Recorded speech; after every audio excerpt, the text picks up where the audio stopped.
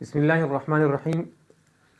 السلام علیکم ورحمۃ اللہ وبرکاتہ. عزتمن کتونکو ستاسو دینی مسائل او دغه حل سره حضرت علامه مولانا مفتی محمد طاهر سلام الله تعالی موجود دي. ستاسو کوم سوالات تاسو را لیکلي دغه جوابات درکول لپاره مفتی صاحب دا یو ملګری د عبدالحنان د انبار نه د تپوس کوي چې مړی طرف نه قرباني کول څنګه دي. یو سړی دی هغه خپل والد صاحب طرف نه یا مور طرف نه یا رشتہدار طرف نه قرباني کول غواړي، نو آیا دا قرباني کول جایز دي؟ د کس کراهت شته؟ د باره کې لږ وضاحت غواړي. بسم الله الرحمن الرحیم. د مړي د طرف نه قرباني کول جایز دي او مړي ته د هغې ثواب رسی. نبی علیہ الصلوۃ والسلام بخاری مسلم ابن ماجه په هغې کې روایت دی چې نبی علیہ الصلوۃ والسلام دوه ګډان د هغې قرباني کړې وه او نبی علیہ الصلوۃ والسلام هغه یو ګډ د خپل طرف نه او یو ګډ د امت د طرف نه. او حضرت علی رضی الله تعالی عنہ نبی علیہ الصلوۃ والسلام د طرف نه چونکې هغوی به هم د قربانۍ په ورځ باندې دوه ګډان د هغې قرباني کوله، یو د نبی علیہ السلام د طرف نه او یو د خپل طرف نه.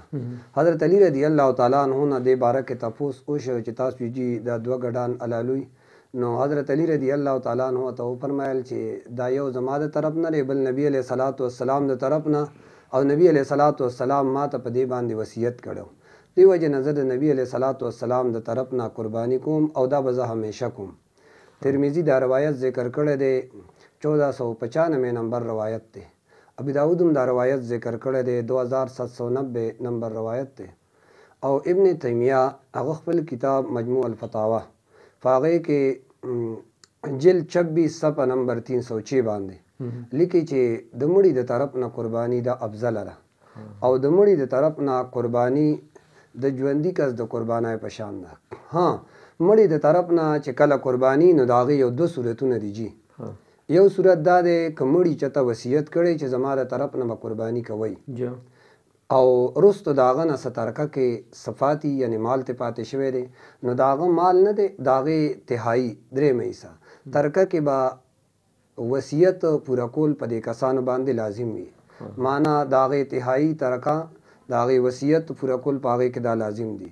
ها او بل دا دی چې د قربانۍ هغه غوښه هغه به ټول صدقه کول ضروري چې د کمې هغه وصیت کړی و چې زما د طرف نه به قرباني ګورې کوي خپل وارثانو ته وروستو دا وصیت پرېښودی و او مالدارو له د هغې قربانۍ غوښه خوړل هغه جایز نه دي.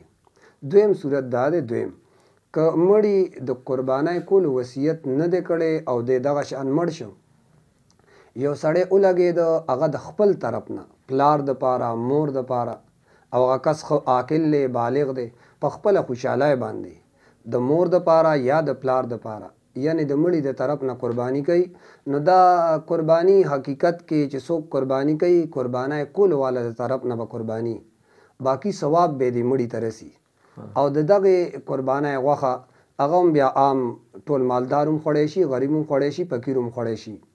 دا دویم صورت چې کوم دی که نه جي، د دویم صورت کې د مړي د طرف نه بیا د قربانۍ دوه طریقې دي.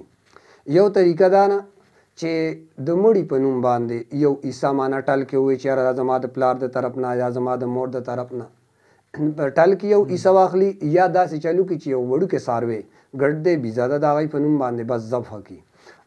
یو دا او دویم دا چې قربانۍ کولو والا خپله چې په هغه باندې قرباني واجب ده هغه قربانۍ واجب نه علاوه یو بله حصه په ټل کې ونیسي او په هغې باندې دا دواړه صورتونه ثواب دی مړي ته د هغې ور وبخي، نو دواړه صورتونه هغه جایز دي. دا دواړه صورتونه زمونږ کوم مشهور عالم علامه ابن عابدین شامی رد المختار نهم جلد صفحه 484 باندې هغوی او دغه شانتې فتاوا قاضي خان هغوی هم دا مسله جدي کړې ده. جزاک الله خیر. عزتمندو که تاسو هم ذهن کې څه سوال د قربانۍ متعلق زموږ د موبایل سکرین لاندې واتساپ نمبر چلیږي، تاسو موږ ته راسینډ کړئ، انشاءالله مفتي صاحب تاسو له د هغې تفصیلي جواب درکوي. انشاءالله سبا بل پروګرام سره به تاسو سره ملاقات کوو. تر هغې پورې تاسو نه اجازه غواړو.